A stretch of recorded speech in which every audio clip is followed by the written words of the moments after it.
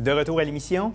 Si vous êtes parent, vous avez certainement entendu parler du REE, le régime enregistré d'épargne-études, qui est un moyen d'épargner pour financer les études de ses enfants.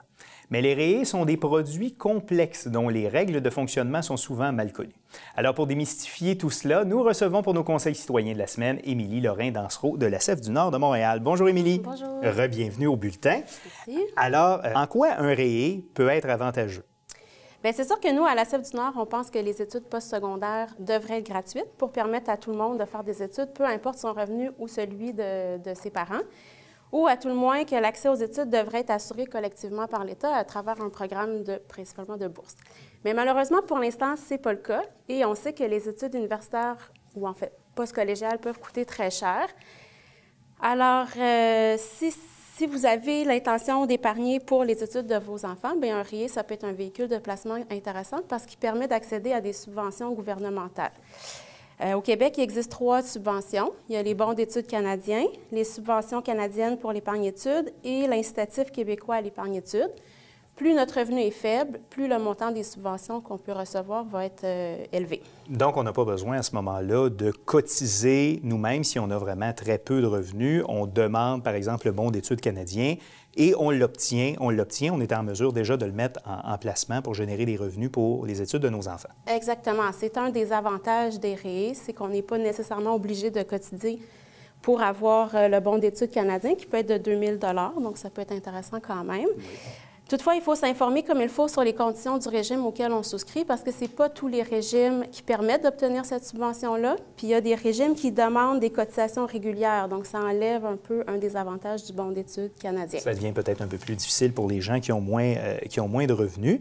Il y a l'autre avantage aussi, si j'ai bien compris, c'est que pour les enfants qui bénéficient du REE, ça n'a pas d'impact sur le montant qu'ils peuvent recevoir du régime de prêts et bourses du gouvernement. Exactement. Peu importe le montant qui va avoir été accumulé dans le REE, ça ne sera pas considéré là, quand va venir le temps de calculer les prêts et bourses. Et puis, bien, comme on reçoit des subventions, ça s'ajoute aussi à l'argent qu'on a mis, donc notre argent fluctue plus, finalement, qu'avec un autre type voilà, de il fait des petits pendant toutes ces années-là.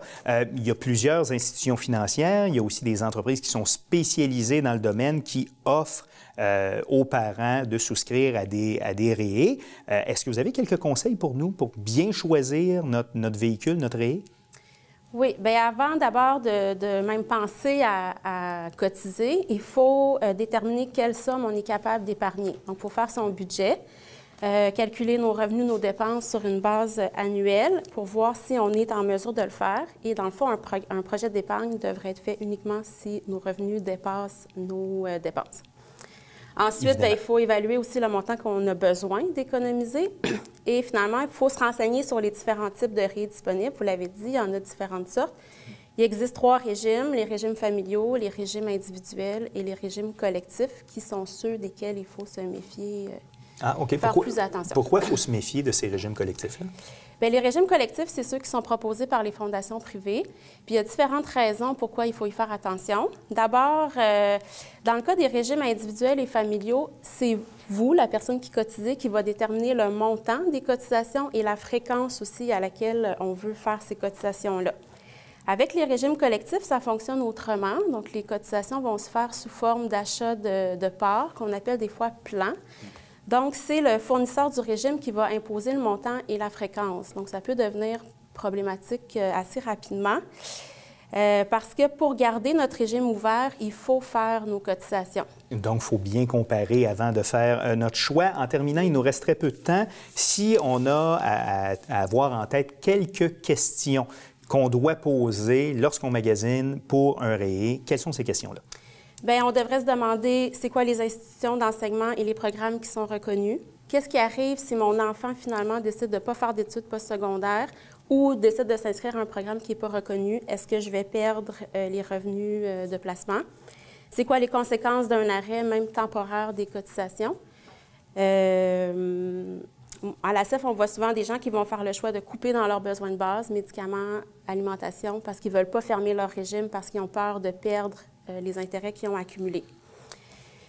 Ce qui est un dilemme épouvantable ou un choix très difficile à faire à ce moment-là.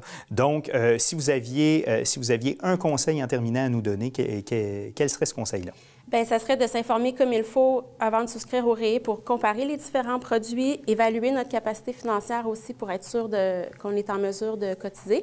Et je vous inviterai à consulter le site des associations de consommateurs, toutbiencalculé.ca, pour avoir de l'information neutre sur les régimes enregistrés d'épargne-études. Voilà, l'information apparaît d'ailleurs au bas de l'écran. Émilie Lorrain-Dansereau, vous êtes conseillère budgétaire à la CEF du Nord. Merci d'avoir été là. Ça m'a fait plaisir. Et à bientôt.